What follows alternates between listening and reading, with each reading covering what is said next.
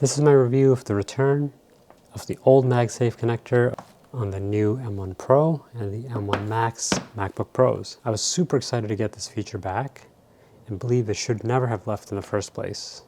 I've used it now for over a week and sadly am disappointed that Apple literally did not innovate at all and simply brought back the old charging port. Here's the good news. Cable is now detachable from the main brick and thus replaceable if you damage it. It's braided, so I assume it's much stronger. Hopefully it can hold up to more use than last generation, so you won't have to replace it. The magnetic connection seems a bit stronger, so it's less likely to pull off unintentionally. It has a fast 30-minute charge on the 16-inch model. This is great, but that's likely a feature of the 16-inch MacBook Pro and the 140-watt charger combo, and not really a feature of Magsafe 3 itself. That's about it for the good news. They call this Magsafe 3, but it should really have been called Magsafe 2.1. I feel that the only reason Apple brought this back is because of a lot of us truly love Magsafe and complained about its loss. But it seems Apple did not innovate and put no creativity or love into bringing this back as what could have been a masterpiece connector that makes us all go wow once again. When Apple first introduced Magsafe around 15 years ago, it was a thoughtful innovation and a welcome solution to a common problem. Today we all expect more from our laptops, which are burdened with a pile of cables and dongles hanging off of them.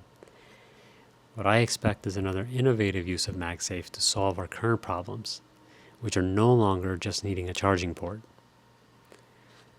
So why am I so disappointed? First and foremost, Magsafe 3's sole functionality is charging, and I expect more from Apple. They spent so many years touting the benefits of Thunderbolt and how it can eliminate the need for every other port, including separate charging ports. Then why not make a proper Thunderbolt 4-port connection that features Magsafe connectivity at the machine end? I'm sure it could have at least been USB-C capable. USB 1 capable? None of the above. Very disappointed that it does not transmit any data at all as far as I can tell. It does not work with any of my devices, mics, cameras, battery chargers, nothing. It does not even seem to serve as a two-way charge cable to top off a small USB-C device in a pinch. I think this implementation shows complete lack of effort. So you cannot carry one cable and get a few things done if necessary. In comparison, the cable on my 16-inch Pro from last year allows data. It's not fully Thunderbolt, but it does quite well for most tasks, including hooking up a mic, a camera, as well as charging. It'll help you get things done in a pinch. The other odd thing is, the best time to use Magsafe is when you're mobile or traveling with it. But I'd likely have to take my other cable instead so I can at least have the option to connect if I need to. The only time you're likely to need it is when you're not charging at your desk. At your desk, you could set up a safe Thunderbolt connection without worrying about tripping over it. I use a CalDigit Thunderbolt dock for this and do not need Magsafe then, but would still have preferred it. If you use it for charging on the go, now you still need to carry a separate cable for data, as this one does not do anything else. I think that's a shame. The port itself really should have been full Thunderbolt or at least Thunderbolt ready.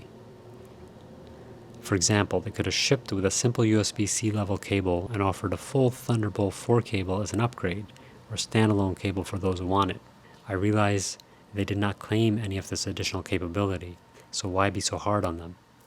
It's really their own fault. For so many years, after forcing us to use nothing but Thunderbolt and pointing out how great Thunderbolt is, and no other port matters anymore, now they had a chance to bring back the benefits of Magsafe while continuing to show the benefits of Thunderbolt. But instead, they brought back charging only and skipped all the rest that we have now come to expect from a single connection. Not to mention, we lost a Thunderbolt port as well in the process. 4 ports on last year's machine versus 3 on this machine. Given how many pins it has, I'm afraid there are no plans to add more functionality on a later update either. What we have is what we're going to get. There are other aftermarket sellers claiming to offer Magsafe conversions for Thunderbolt. I've not tried those, but if an amateur company can do it, I'm sure Apple could have done it right. Maybe we have to wait another 5 years and then be forced to upgrade to Magsafe 4 and then finally get a worthy update. Second, Even as a simple charging cable, I'm disappointed in its implementation. It has the same number of pins, but all the dimensions are ever so slightly different, so it will not fit anything but the latest models. Seriously? That's what I expect from low-end brands that change adapters every few years just to make the previous ones obsolete. I'm sure Apple could have figured out a way to make this safely MagSafe 2 backward compatible if they wanted to. Why not allow previous users with broken cables to use a new charger? Here's my old MagSafe 2 charger with a bandaged up cable but still functioning charger. Why change the port size slightly just to force it to only fit the new system? Sure, there may be power differences, but Apple figures out how to safely allow 67 watt, 95, 140 watt models to all work on various current machines. It looks like the same exact number of contacts, 5 pins. I think it's shameful for a company like Apple who can afford to reward its loyal user base to instead force them to have different and expensive adapters for no apparent reasons. The least they could have done was make it universal so it fits all recent models, and let previous users to finally ditch their damaged, permanently wired versions. Apple, come on. Is it not enough to charge $3,000 for a laptop? Do users still have to fuss with proprietary cables for each machine too? Cables that only do one thing? The old MagSafe 2 was 85 watts. The old port was actually a bit smaller and took up less space. Why make it bigger? The least they could have done was make it smaller and kept the 4th Thunderbolt port. Cost.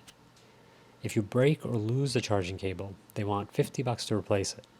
I think the old charger was around $100, including the cable.